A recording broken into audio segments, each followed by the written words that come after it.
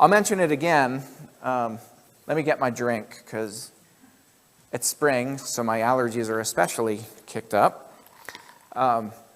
Brent's going to be teaching this class beginning next week, and we're going to rotate. We don't know what the time period is, but we're looking at probably 6 months or so.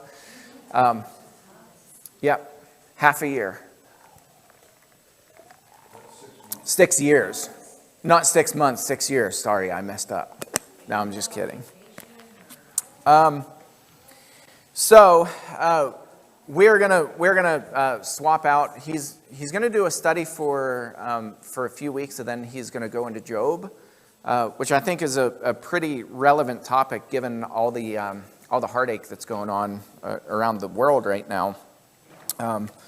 It's trying to figure out where God fits in the midst of all this suffering. We look around and I mean, every single one of us is plagued by suffering. We know people who are sick, chronically ill. We know people who are dying. We know people who are battling addictions.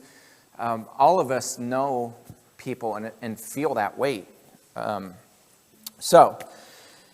think it'll be a relevant study given the current climate. So, with that said, we mentioned some of the current challenges that we face. We talked about some of the challenges that the first century church faced.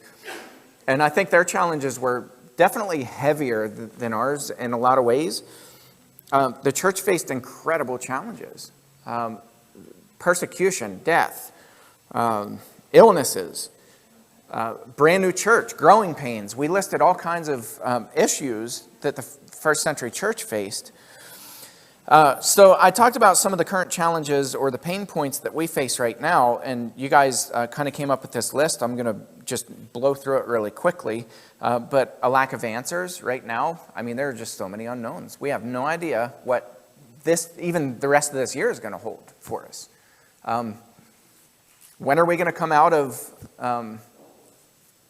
all the turbulence from COVID, from a worldwide pandemic? Nobody knows. What's the church going to look like in the coming months, years, decades? Nobody knows. We talked about declining attendance that started pre-COVID, actually probably a couple decades ago, but it's been magnified because of COVID, so that's a reality that's here. That's a current pain point. Lack of reverence for the Lord's Day, competing with sports and you name it, all kinds of different things. Churches are in direct competition with the world. Government and policies, laws that are really bizarre, that are troubling for some churches. That's certainly an issue. A lack of good leadership among a lot of churches, or just people that know how to get along and how to lead well. Lack of technology. We talked about a lot of churches in rural areas are struggling with that because a lot of churches are still not meeting in person. And so they have no way to communicate with each other except telephone. And that doesn't really work to keep people really well connected. A lack of compassion or time for people in need. The busier we get with technology and all these different things, the less time we have available for people who really need it. The amount of people hurting and in need has increased exponentially. The number of suicides, up. The number of addictions, up. The number of chronic illnesses because of anxiety and stress, up. And then rapid changes within culture, technological advances, changes in morality, changes in laws. Good luck keeping up with them. That's the current climate we live in. So those are kind of the challenges and the pain points. Here's my clicker. So we're going to talk about solutions to those challenges after we look at some of these scriptures. So we're going to go back to that. Okay, Acts chapter. I have to use paper notes because we have one computer that's down. It's down for the count, so my computer is back there. You want to sell me one? Does it work? Does it work well? Is it pull start? We need a beast. I know, in a dark alley. Yep, with cash.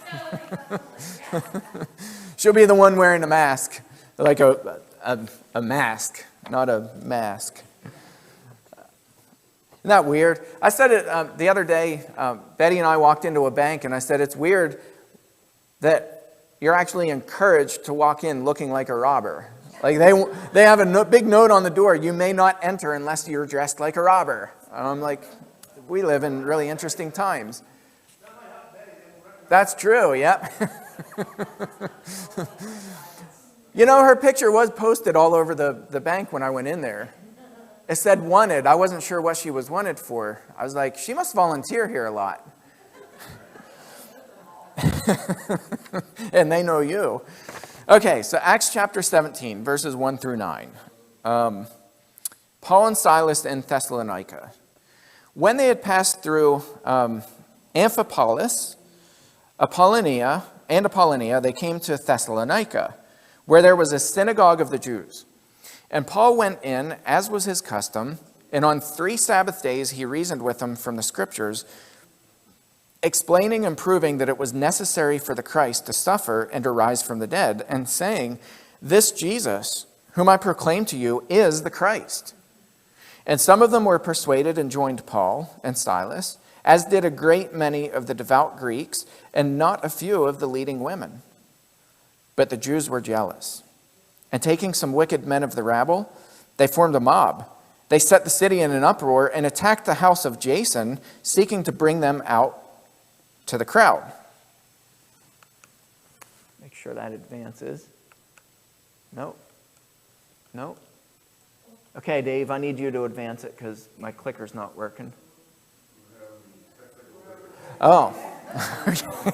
Okay, we have a second computer that's down. All right, well, I'll just keep reading because I have paper handouts. And when they could not find them, they dragged Jason and some of the brothers before the city authorities, shouting, "These men who have turned the world upside down have come here also. And Jason has received them, and they're all acting against the decrees of Caesar, saying that there is another king, Jesus." And the people and the city authorities were disturbed when they heard these things. And when they had taken money as a security from Jason and the rest, they let them go. Okay, what all was going on in this text? What were some of their challenges that they faced, Paul and his companions, when they went to Thessalonica? What were the challenges? Yeah, troublemakers, major troublemakers. These were not quiet people who disagreed with them. Like we have the keyboard warriors. Like that's the common thing now. People get really upset and they're like, you know, they're the keyboard warriors that go on social media and they put you on blast and, you know, try to tell the world how bad and evil you are. I get keyboard warriors a good bit that try to tear me apart, and and it doesn't bother me because at the end of the day they're anonymous people who they're just not worth the time to sit down and try to reason with. But this was not that. I mean, these were genuine people who caused a big stirring. Here's another question: how long were they in Thessalonica? Remember, this is a missionary trip. They're going there to plant churches. They're telling people about the Christ, converting people, trying to convince people that Jesus is the Christ. Paul's attempting to plant a church in Thessalonica. How long was he there? 3 weeks. Till what caused them to leave? Yeah, they were hunting for him.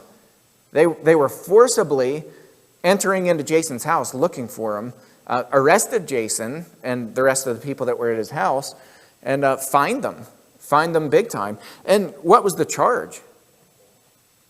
What was the ultimate legal charge that they were accusing them? Yeah, they are breaking the decrees of Caesar. They're acting against the decrees of Caesar. That's a charge against Rome. And that was punishable ultimately by death. If you were found to be guilty, it was punishable by death, which is what a lot of the disciples wound up meeting their end, being martyrs. These were the charges that you're going up against the decrees of Caesar. This is a major charge. This is not like people saying, we disagree with him. This is against Jewish laws. That's not the charge. This was a serious, serious charge. A radical charge that, given enough evidence, they could have proved it. Okay, so they're there for 3 weeks. That's Thessalonica, right? What do we know about Thessalonica?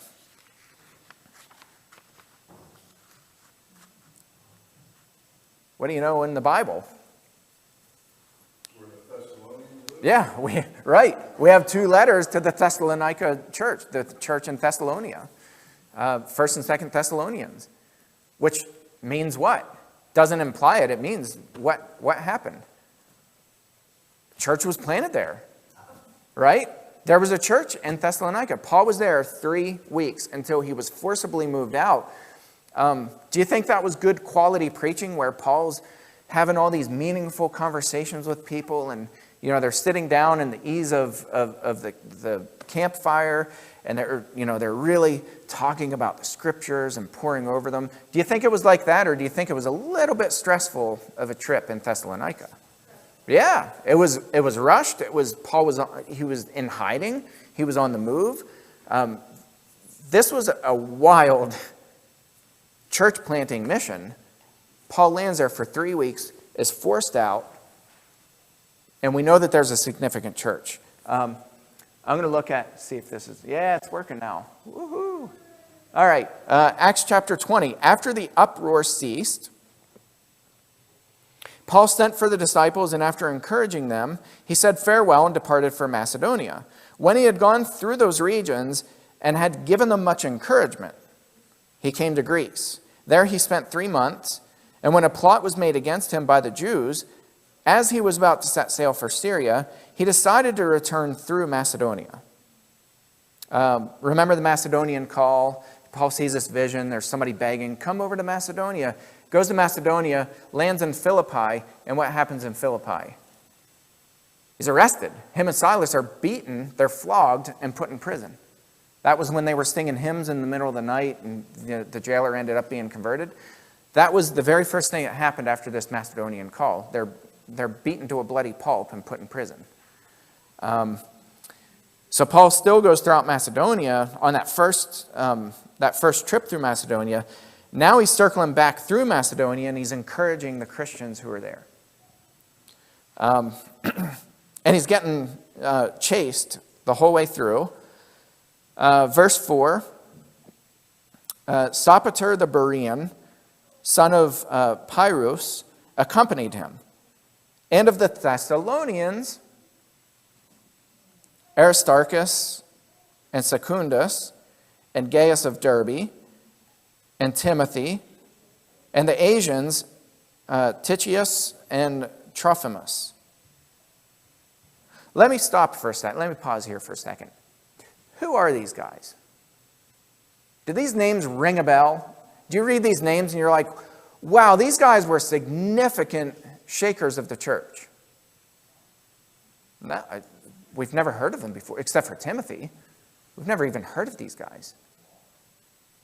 What's that? Sounds like a law firm. Yeah, a law firm. It sure does. Those filthy attorneys. Isn't that significant? Let me ask this. I'm going to ask a lot of questions today. Okay, let me start back over. I've been up since 4:30 because of the thunderstorm. Always on a Saturday night, there's a disruption. Me and Natalie were laughing about this morning. We're like, every Saturday night, I never get a full night's rest. There's always like something that happens. Did anybody else hear the thunder? I mean, it was loud. It was wild. Okay, let me ask this question. Rhetorical question, how often do we take communion? Every week. Why? Where? Where do we get the Bible verse that says commune every Sunday? What's that? It's in the Bible somewhere. It's in there somewhere. Right. Acts chapter 20, verse 7, which is actually not a command. There is no command to take communion weekly. Now, I'm not saying that we shouldn't take communion weekly. The first Christians certainly did take communion weekly. There is no command to take communion weekly. The scripture that we've all heard over and over is Acts chapter 20, verse 7. On the first day of the week, they came together to break bread. That's Acts chapter 20, verse 7. These are the verses leading up to verse 7. And my question is, how many of you have heard sermons on these scriptures, the significance of these scriptures? How many of you have heard these names before today, where anybody stopped on this verse and said, who are these people? Right? We've not done that. We've focused on verse 7, and we've forgot about verses 1 through 6, which I think are the most significant verses leading up to verse 7. And I'll tell you why here in a second. Verse 5, these went on ahead and were waiting for us at Troas, but we sailed away from Philippi after the days of unleavened bread, and in 5 days we came to them at Troas, where we stayed for 7 days. And this is where on the first day of the week they came together to break bread. Would I make an argument for weekly communion? Absolutely. Yeah, 100%. And I think verse 7 absolutely, is a good verse. But we focused on verse 7, and I think to our disappointment, we've not focused on the first 6 verses because I think this is so powerful. It tells a story. First of all, there was a group of representatives from Thessalonica. That's huge. That's important. But it wasn't just Thessalonica. It was all these other places, and it was no named people. Or only here named people, right? We don't know who these people were. They were with Paul. They were with an apostle of the Lord going around from church to church, strengthening, encouraging, building them up. That's huge, right? So Thessalonica, would you say that Thessalonica had major issues? To be, right out of the gate, did it have issues? Absolutely. There was persecution, there was the real threat of death, there was a charge against Caesar himself. That's how the church was planted in Thessalonica. I'm going to ask another question. I told you I have a lot of them. How would we fare if somebody came into our little gathering of worship here and said, you guys are guilty of charges against the President of the United States of America? And you're going to get a visit pretty soon by the FBI. They're going to come. They're going to interview you. These are serious charges, which could land you in prison for the rest of your life. How would we respond to that? I don't know. I'd be scared. Right? Yeah, you'd be scared. What's that? I said which president? Yeah? Kamala or Biden? Well, what else would you do? Yeah, right. What else? What would we just continue worshiping? Would you guys continue worshiping and just say, all right, whatever happens, happens? Absolutely. He's not my president. It's tough. Would It's tough because you have to preserve yourself as well. yeah. You can't just say, oh, well, I'm just going to give in to what the law says or give in to just not doing things. Yeah. You've got to always serve, but we've talked about it a few times. And what if we do get oppressed in this country so much that Christianity should not be practiced and it's against the law to practice here? Mm-hmm. What do? You've got to practice in private. So you essentially could break the law in private Sure. as long as you're sticking to the Lord's law. Yeah, you bring an interesting point up too. Paul especially was he was sought after. I mean, really sought after. They wanted his head on a platter. They wanted him dead. Did Paul stick around and be like, you know what? Like, I'm going to stand firm in the Lord, and you can come get me? No. When Paul saw an opportunity to sneak away, to run, to flee, he took it. But then that left all these other, it left Jason, right? It left Jason who, they came into his home. They broke into his home and arrested him and fined him and warned him, you better knock it off. It left all these Christians behind, which Roxanne said, it leaves them in this volatile situation where they're probably panicked and scared to death, rightfully so. Yeah, but do you think Paul thought that would happen? That they would break in to Jason's? Yeah, I think absolutely Paul suspected that was a good possibility. Because you hear Paul, when Paul goes around on his first missionary journey, Paul's beaten and left for dead, right? He's stoned outside of Lystra, and he's left for dead, or Iconium. He's left for dead. Paul gets back up the next morning. He goes into the city. He goes on to Derbe. He circles back, comes back to the place where he was stoned, and his message is this: we must go through many hardships to enter the kingdom of heaven. I think Paul was under no illusion. He did not teach a fantasy to the Christians that, you guys are going to have all this protection if you just believe in the Lord. It's going to be this smooth sailing. I think Paul warned Christians from the very beginning, what you see happening to me is a very real possibility that this could happen to you. Are you willing to do what Jesus said, to be his disciple, to deny yourself, take up your cross daily, and to follow him? Are you willing to die for him? And that message, I think, was so ingrained in the gospel message that it was inseparable. I don't think there was a separate gospel message that didn't include, are you willing to die for the name of Christ? So what's fascinating to me is you have these representatives who are traveling around with Paul. They're accompanying Paul from all these different congregations. And then we get to this, and this blows my mind. This is a brand new church in Thessalonica. Paul's writing them in the first letter, and he says, and you became imitators of us in the Lord, for you received the word in much affliction. What's Paul referring to? Right, what we just read.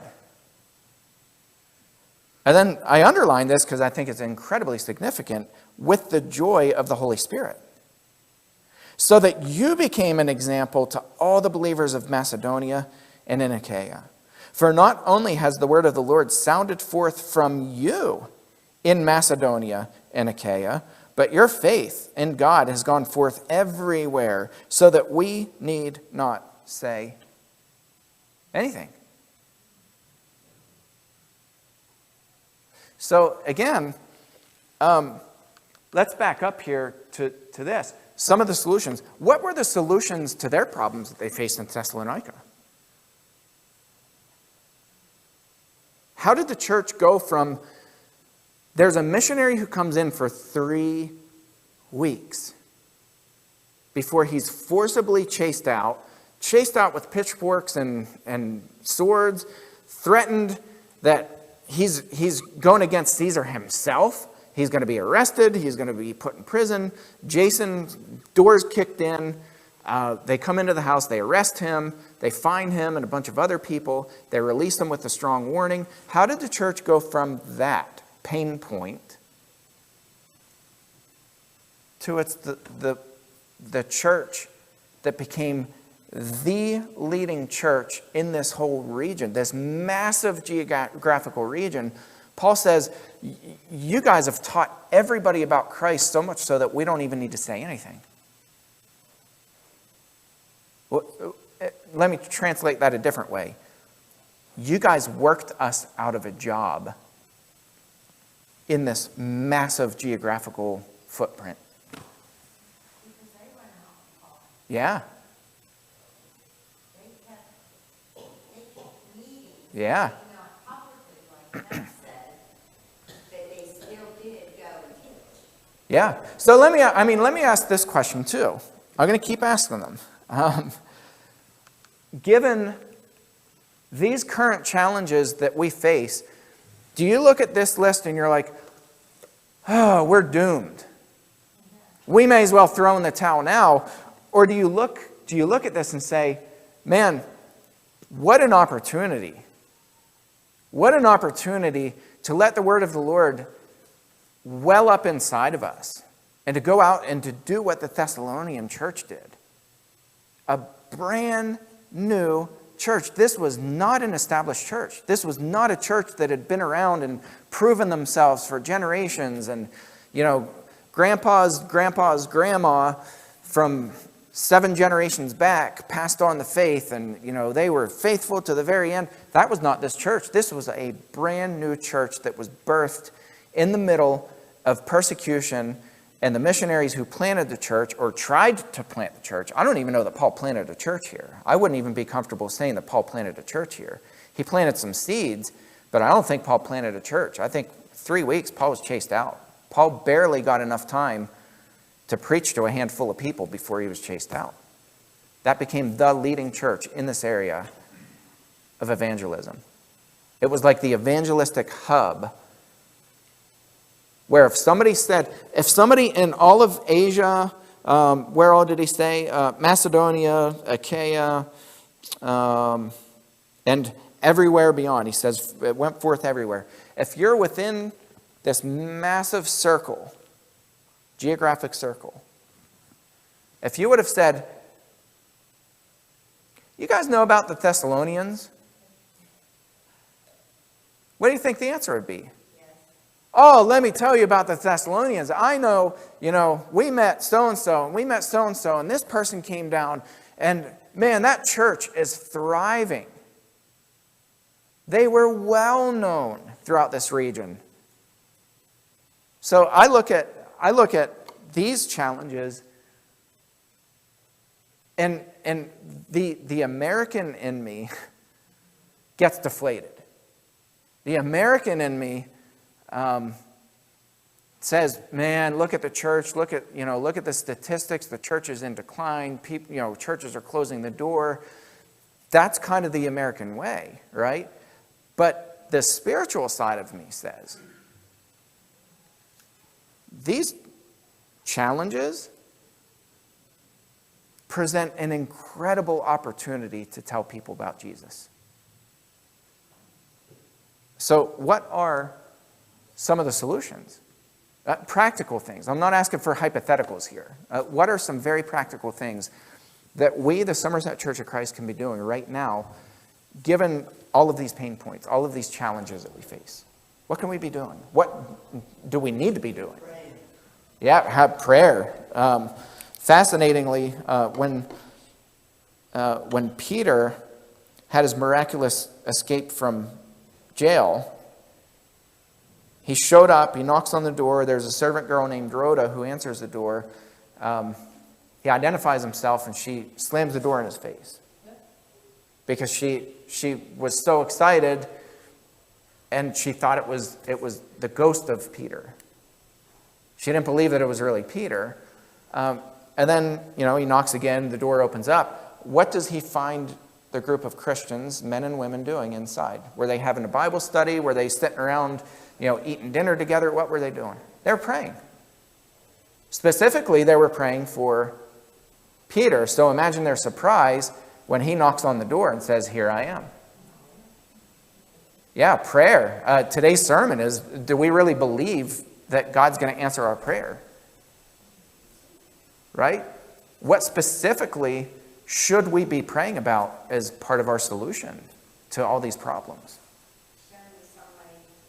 Yeah, put somebody in my path. Give me boldness. So it's not just the interaction. Send somebody my way, but give me the boldness to talk to them. Yeah. Which is a very biblical prayer. The Christians prayed that a lot. Do you think the church in Thessalonica prayed for boldness? I would imagine they did, right? I would imagine they needed boldness. Yeah, but right in the midst of persecution, legitimate persecution, where they experienced, right out of the gate, they experienced this pressure to shut up and this intimidation, or you're going to be put in prison. They made an example out of Jason. They said, this is what happens when you try to do what Paul and his little cronies were doing in this town. And they end up becoming the leading church, the hub church in this entire region. The Christians turned around. And Matt, you're right. I mean, they were willing to break the laws of the land to live out their faith and tell people because they could not keep it to themselves. Right? What are some other solutions?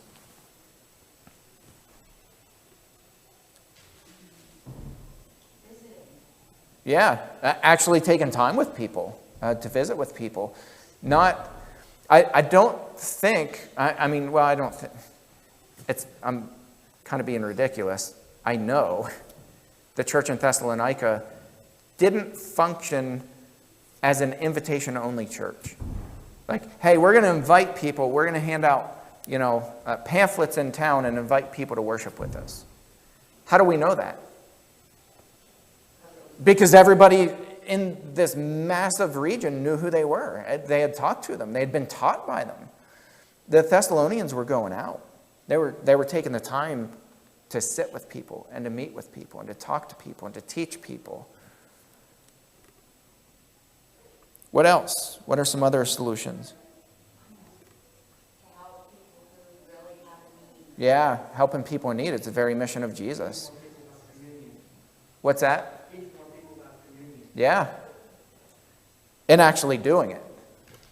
Communing with Christians. Paul, interestingly in 1 Corinthians 11, Paul says, when you take and eat this, and when you drink this fruit of the vine, you proclaim Jesus' death until he comes. That's a form of proclamation. Communion is a way to proclaim, which is another word for preach in the New Testament.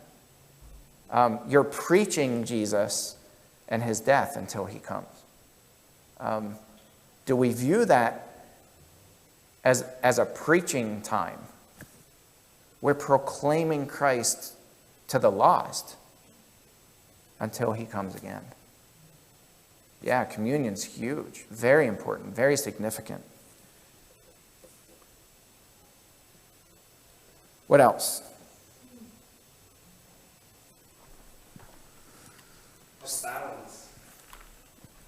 Evangelism, education, Yeah, prayer, just song leading, such like that. Just a good balance between everything that we can do so we're not focused on just evangelizing because Yes. we can bring people into these doors, but if we don't have a good balance of education, these people are not going to stay. yeah. Yeah, a fancy word for that is assimilation. How do you assimilate people into the life of the church? Another word for that is just discipling. How do you go beyond the instruction, the book smarts of teaching Bible verses, and which is critical. It's essential. But how do you move beyond that to the actual assimilation into the church and finding that balance? That's again, to use the term, it's incredibly critical.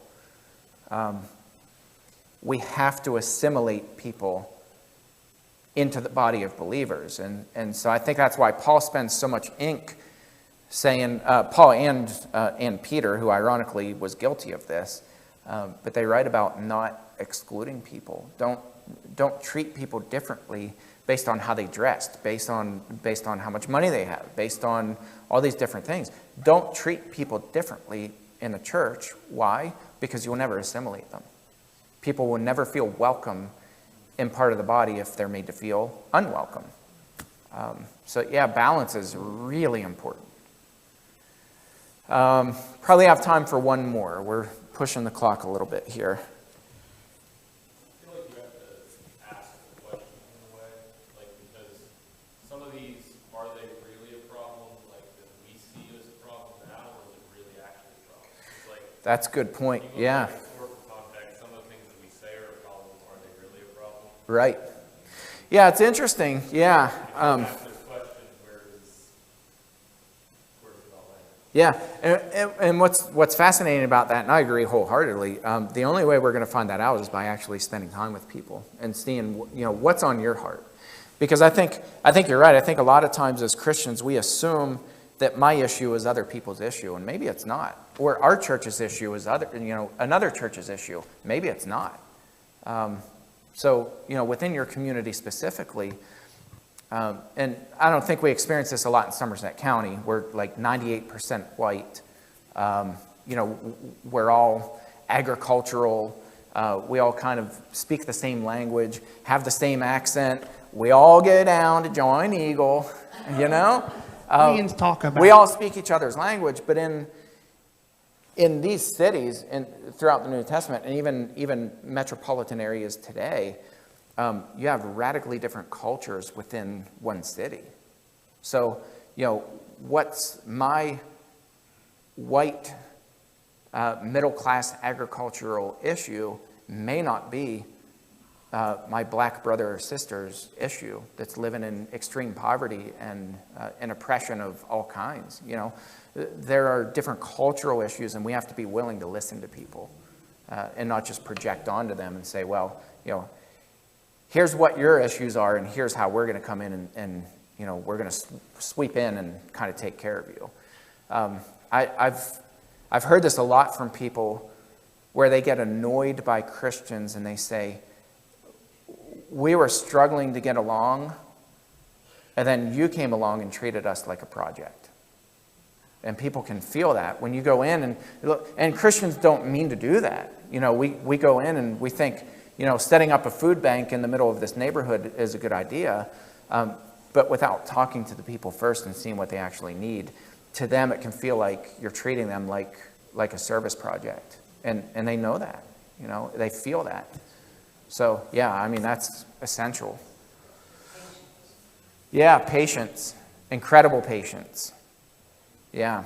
Overbearing is a big problem when it comes to trying to educate others, because you could be meeting with new people and you're just constantly talking about Christianity, and you're not trying to get to know them. You're just yeah. Oh yeah, our church is great, and the Lord is great, and this and that. And you're just kind of talking at them, and you're Yep. overbearing, and you're pushing them away. Yeah, I agree completely. Get to actually know them, talk to them, listen to them. Sue wrote, making ourselves available. Do what? Sue wrote, making ourselves available. Yeah, making ourselves available, carving time out of your schedule. When somebody's with you, when somebody's face to face, you shouldn't be checking your phone and, giving the impression that you want this meeting to be done. Actually put your phone aside, put it on silence, don't look at it.